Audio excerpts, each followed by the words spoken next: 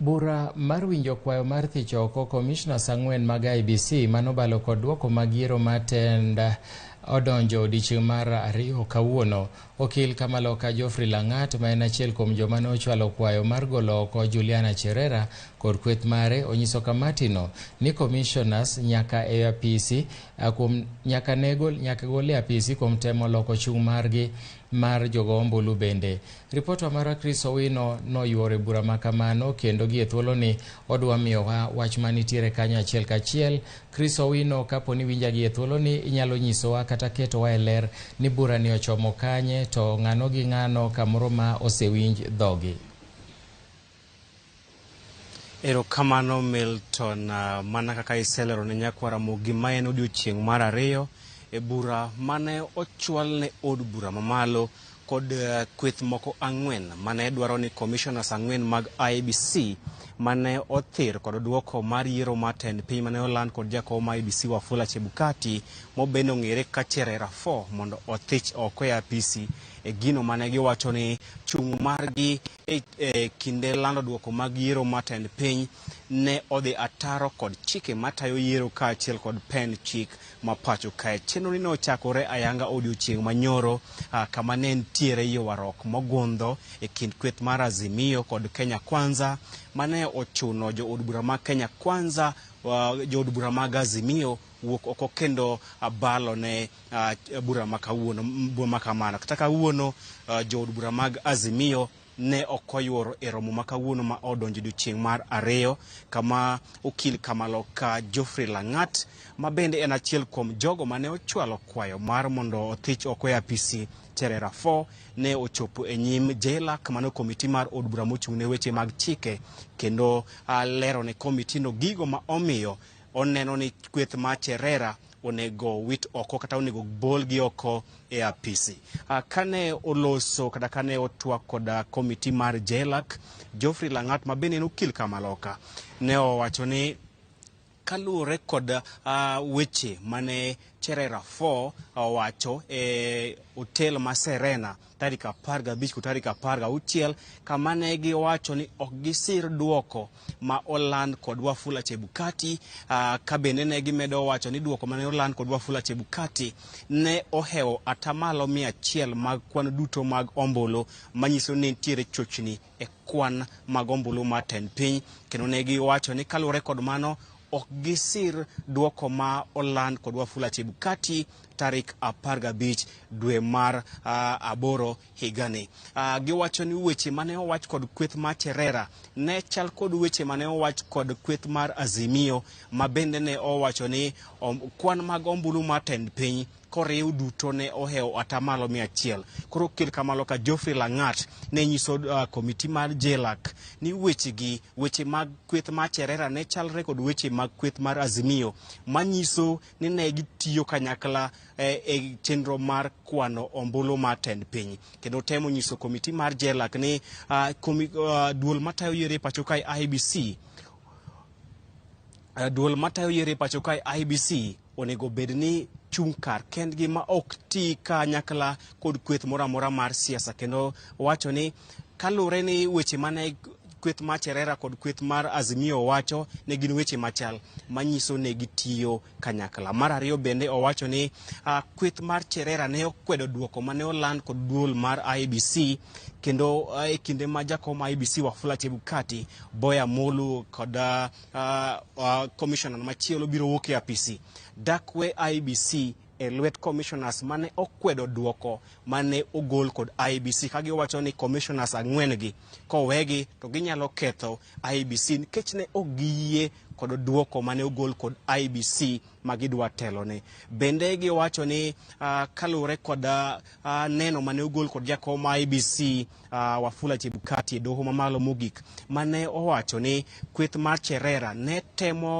otemo kwayogi mondo gilok duoko mar yiero matend piny mondo gilando gai mar Azimio Raila Odinga ka jaloch manyiso ne gitemo loko dwaro ma jopiny kata jogo ombulu 22.1 kendo kwayo komitino mondo oyudgi kod ketho kendo omi thuolo jatend piny William Ruto thuolo mar loso aput moyiedhe mar golo gi apisi kuom tiyo marach kod apisi margi kaachiel kod dhi ataro kod penchik. Kochopo seche mag midhiambo, komitino biro winjo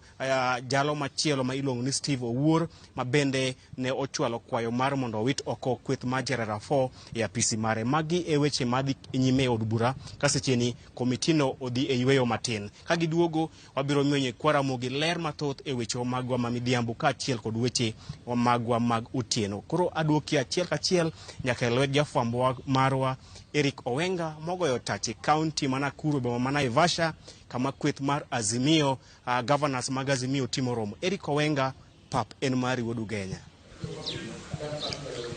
Awinjo maler ahinya wuod Ugenya wadwa Chris, kendo mana kaka iwacho no kowuok e od bura kanyo gie sani an Naivasha e magawa moro kuma koro ogai mar Azimio Raila Amolo Odinga kaachiel kod nyangile mamoko mag Azimio kumoting'o Kalonzo Musyoka, Mikai Martha Karua kod Wycliffe Oparanya manen gavana machon kaka mega gie sani gidhi nyime kod twak kod governors duto maok e alwora kata governors duto mane oyier e bwo riwruok mar Azimio. Ng'eni en limbe kata en romo mar ndalo ariyo madhi nyime e alwora ma Naivasha ka. To gima duong' ahinya en ni romo ni geto tego riwruok mar Azimio, keche e kinde mokalo kanyo wasewinjo ka moko kuom jotelo mag Azimio temo ywak ni chalni jatend piny masani William Ruto temo donjo machiegni kendo otemo ywayo kata sero jotelo kata governors mag Azimio. Koro gitemo na keto kenge mano to girido kendo giketo motegno Azimio mondo chung motegno mondo ne kaka bro kedo kod neno kaka sirikal tiyo. Ng'eno diche manyoro nyowa yudo kanyo ka Odinga kod Kalonzo kaachiel kod Karua nyowa gitemo ywak ni gima dhi nyime sani ok en mana ma gipoya ahinya kaluwore kod ni kama tima od bura mochung' ni chike dhi nyime kod dayo kata nono ji wach mar komishona 4 mane okwedo duoko mar jatend piny Kenya. Koro gitemo wacho ni kaka riwruok mar Azimio mano gima gibiyie ng'eni nyogo wacho mang'eny ahinya, to gima wang'eyo ni kinde mokalo bende jotelo mag Azimio ne giramo ni gima gibiro timo gie sani en ni gibiro keto ten piny mar Kenya Kwanza kata mar UDA e koke mondo neno otiyo kendo gichopo singo mar jopiny. Koro wan ka gima wang'eyo ni bang'e ka ngiso tieko romo margi ma bende pok wadonjo iye kanyo, to gibiro yudo thuolo mar twak kodwa mondo gipimon to odiochieng' mokwongo ma kawuono ni gitieko kata giwacho ang'owa ma jopiny biro winjo. Ng'eni wasaneno ka nitie luoro ni samoro gwenge ma Azimio nyicha ni ekonombi mapek dipo ka ibro ywayo machiegni kendo tiyo gi sirikal. Wik mokalo kata wigni neno ka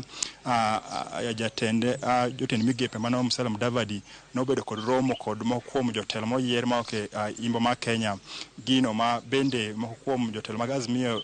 bwogogi kendo koro chuno nyaka koro gibed mapiyo